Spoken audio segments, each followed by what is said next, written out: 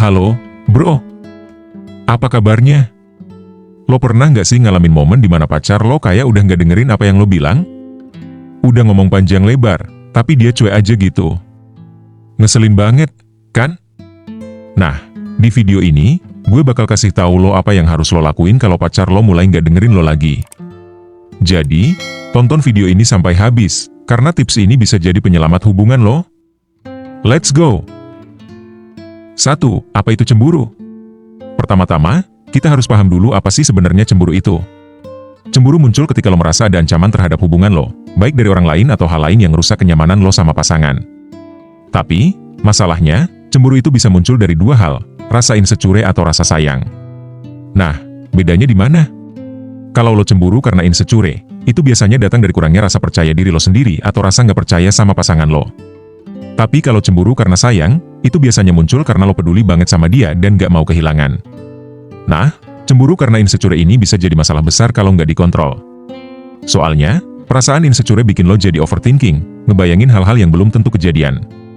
Lo mulai curiga sama pasangan lo bahkan untuk hal-hal kecil yang sebenarnya nggak penting. Dampaknya, hubungan jadi nggak sehat.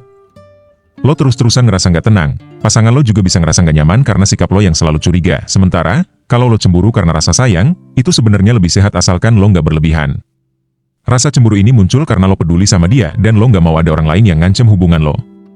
Tapi, penting juga buat lo bisa ngehandle rasa cemburu ini dengan bijak, nggak langsung meledak-ledak, apalagi sampai bikin pasangan lo ngerasa terkekang.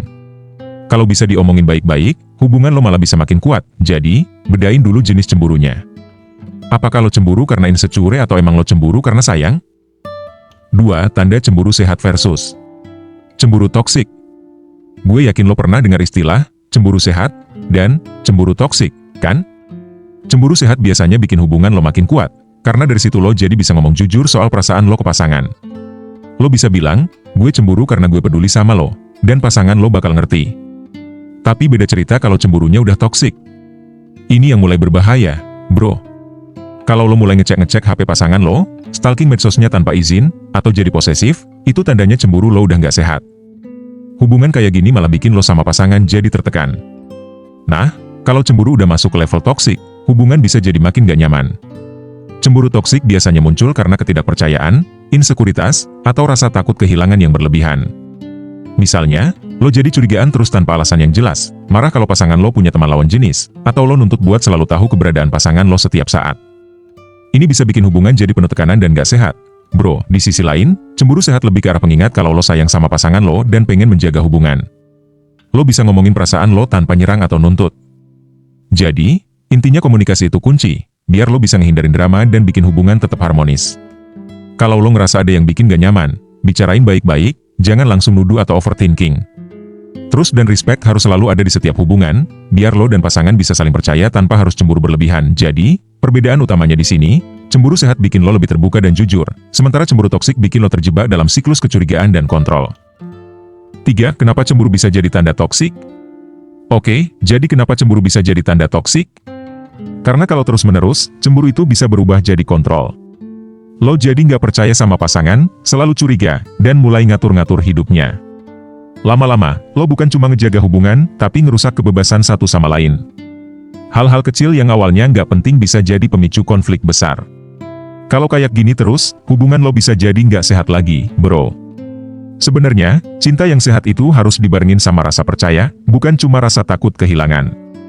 Selain itu, cemburu yang berlebihan bisa ngasih dampak negatif ke diri lo sendiri, bro. Lo jadi gampang overthinking, nggak tenang, dan selalu ngerasain insecure.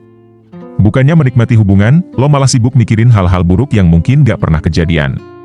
Ini bisa bikin lo capek mental dan akhirnya ngerusak mood lo dalam keseharian. Di sisi lain, pasangan lo juga bisa ngerasa terkekang. Bayangin kalau dia selalu harus kasih laporan setiap kali keluar rumah atau bahkan cuma nongkrong sama teman-temannya. Lama-lama dia bisa ngerasa tertekan dan kehilangan kebebasan, dan akhirnya itu bikin dia menjauh. Ini kenapa cemburu yang nggak terkendali bisa jadi tanda toksik dalam hubungan, karena lo dan pasangan nggak bisa saling menghargai privasi dan kepercayaan. Pada akhirnya, cemburu yang sehat adalah yang tetap dalam batas wajar. Wajar kalau lo kadang cemburu, itu tanda kalau lo peduli. Tapi kalau rasa cemburu udah sampai ngendaliin lo dan hubungan lo, saatnya buat introspeksi.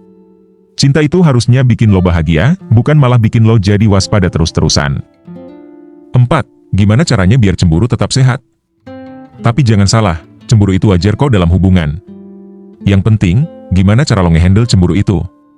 Komunikasi adalah kunci. Lo harus bisa ngomong sama pasangan lo soal apa yang bikin lo cemburu, tanpa ngehakimin atau ngatur-ngatur dia. Kasih dia ruang buat ngejelasin, dan coba dengerin dari sudut pandangnya. Jangan langsung emosi. Selain itu, lo juga harus belajar buat ngebangun kepercayaan. Kalau lo sama pasangan bisa saling percaya, cemburu yang ada bakal lebih terkendali dan gak berubah jadi toksik. Selain komunikasi dan kepercayaan, hal penting lainnya adalah lo harus bisa kontrol diri sendiri. Kadang, cemburu itu muncul karena overthinking atau bayangan-bayangan yang gak berdasar. Nah, penting buat lo bisa bedain mana yang perasaan lo aja, dan mana yang emang kenyataan. Jangan buru-buru bikin asumsi yang bikin lo tambah overthinking, terus, jaga juga batasan dalam hubungan lo. Lo harus tahu kapan cemburu lo udah mulai gak sehat. Kalau lo mulai merasa cemburu soal hal-hal kecil atau gak penting, itu tandanya lo perlu ngevaluasi perasaan lo sendiri. Mungkin lo lagi insecure, atau ada masalah yang belum selesai. Jadi, penting buat lo ngejaga keseimbangan dalam hubungan biar nggak kebawa sama cemburu yang berlebihan. Yang terakhir, coba deh lo fokus sama hal-hal positif dalam hubungan lo. Kadang cemburu bisa bikin lo lupa sama momen-momen indah yang udah lo lalui bareng. Kalau lo bisa lebih banyak bersyukur dan menghargai pasangan lo, cemburu yang ada bakal lebih mudah dikontrol. Intinya, cemburu itu sehat selama lo bisa mengelola dengan baik, nggak kebawa emosi, dan tetap berkomunikasi terbuka sama pasangan. Jadi, kesimpulannya, cemburu bisa jadi tanda cinta, tapi juga bisa jadi tanda hubungan yang toksik, tergantung gimana lo dan pasangan ngehandle perasaan itu. Cemburu yang sehat bisa bikin hubungan lo lebih kuat, sementara cemburu yang toksik bisa ngerusak. Ingat, cinta yang baik itu selalu ada ruang buat kepercayaan, bukan cuma buat rasa takut kehilangan. So, buat lo yang lagi ngalamin cemburu, coba tanya diri lo sendiri, apakah cemburu ini sehat atau udah masuk level toksik? Kalau lo ngerasa video ini bermanfaat, jangan lupa buat like, share ke teman-teman lo yang mungkin juga butuh dengerin ini, dan komen di bawah kalau lo punya pengalaman seru soal cemburu. Dan pastinya, subscribe biar lo nggak ketinggalan konten menarik lainnya. Sampai ketemu di video berikutnya, bro!